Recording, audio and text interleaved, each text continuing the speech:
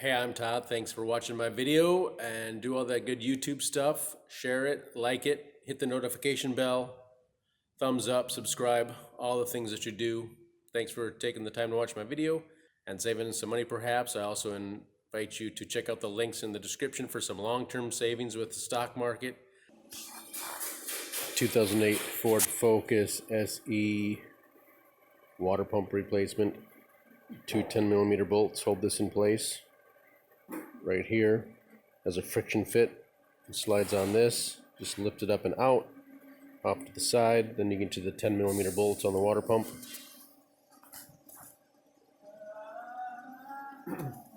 Easier to break loose while the belt is on. And break them loose with the 10mm wrench. Then we'll probably go down below and remove the belt. The tensioner is down below, down there. I think what I've done before too is supported the engine underneath with a jack, and then I've taken all the bolts out for the engine mount and given myself nice room and jack it up and have nice space to pull the water pump out. I think that's the plan of attack. Alright, so we've jacked it up, and this is what you'll see here. The tensioner here. Got my pry bar on it, and we'll just be going this way.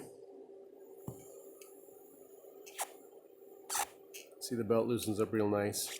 There's a shield here as well. Two 10mm bolts. Where's that shield? Right there. There's a shield with two 10mm bolts.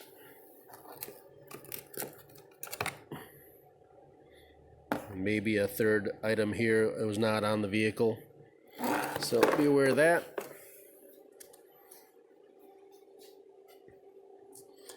So we'll just loosen this belt right here. And then we'll take the belt off and go back up top, and then we'll get a jack and support it right here.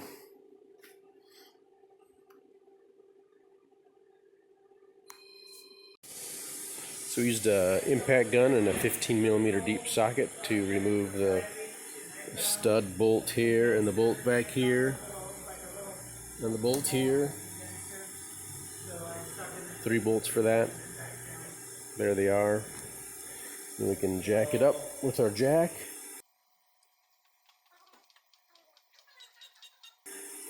So we've jacked it up, and we'll zip these 2 bolts off, and we'll have a little better access to the water pump. So 2 18mm bolts, we'll zip those off and get to the water pump.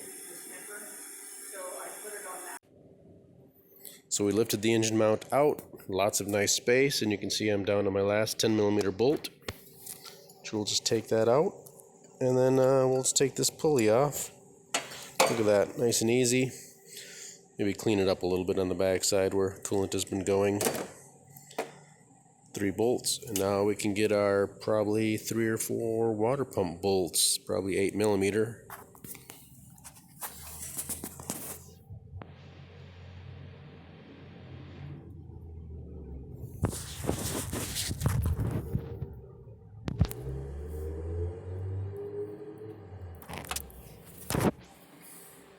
All bolts are left to loosen, right to tighten, and for me, I took the wheel off. I get my catch basin underneath there without smashing it, so you don't have to. If you happen to do that, it's 100 foot-pounds for the wheels to put them back on, torque spec. So we'll just take the bolts out, knock the water pump out, and have some coolant flow out. As you see, here's a new water pump with the O-ring. We'll want to lubricate that with some coolant or maybe some silicone or something. But so that kind of means the water pump needs to come straight out. So if you're pulling or prying on it, it might be a little trickier to get out. You don't want to pry against the power steering pulley, probably do damage to it. So we're going to try and work this back and forth and get it out. And if there's any tips, I'll let you know. Okay, I have not been able to pull it out with my hands after a few minutes. I was using a pry bar right here on this edge here, prying it, and then using a hammer, tapping on this side. And it seems to come out a little bit, and I got a pry bar in here. You can probably use a screwdriver. This is what I'm doing right here. I was using a pry bar on this side and tapping with a hammer a little bit on this side. My hammer. I got it out a little bit. Now I've got a pry bar in there. You could probably use a screwdriver.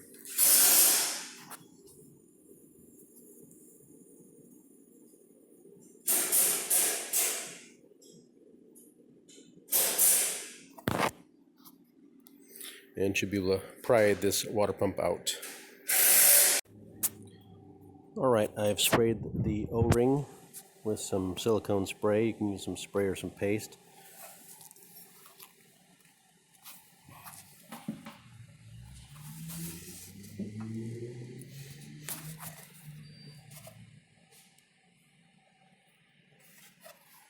We'll see about pushing it in and lining up the holes.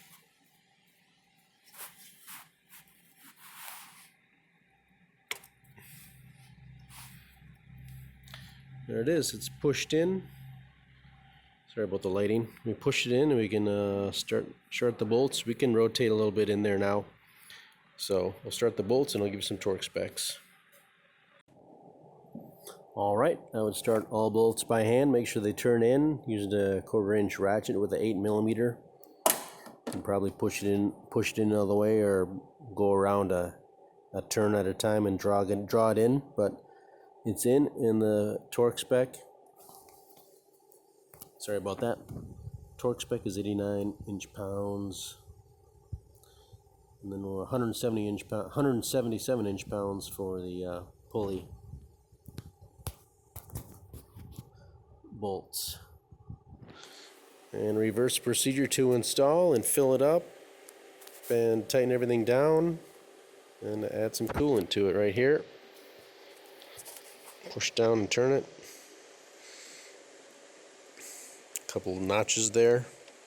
Has 2 stages. 1 stage, 2 stages. So push down for the 2nd stage usually there. And we'll add some coolant there and we'll make sure our overflow bottle is also full. There's a minimum and a maximum, basically. Full hot, full cold.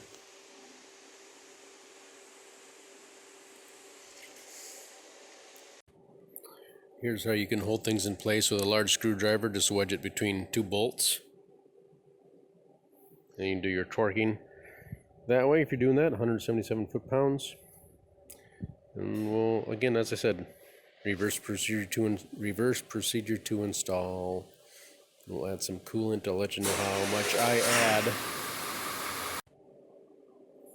All right, 35 and 66.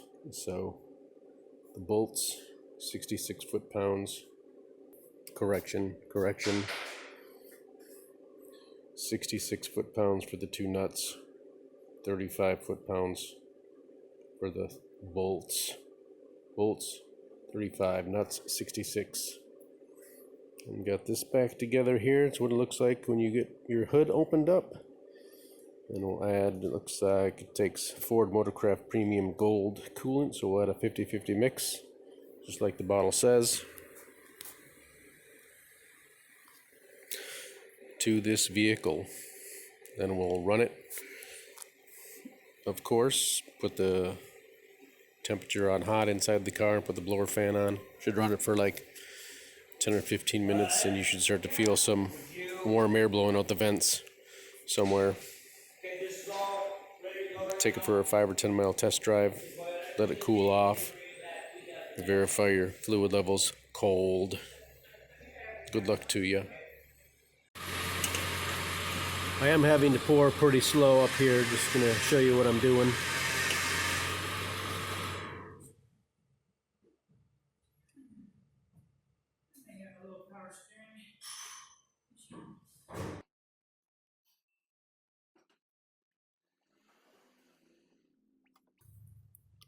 It fills up and then it burps the air out, so just going a little bit at a time, go slow, and slowly but steady wins the race.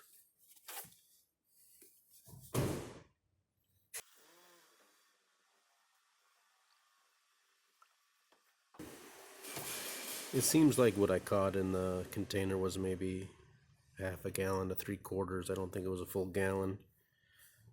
But we're just going to keep adding until it seems to stop burping.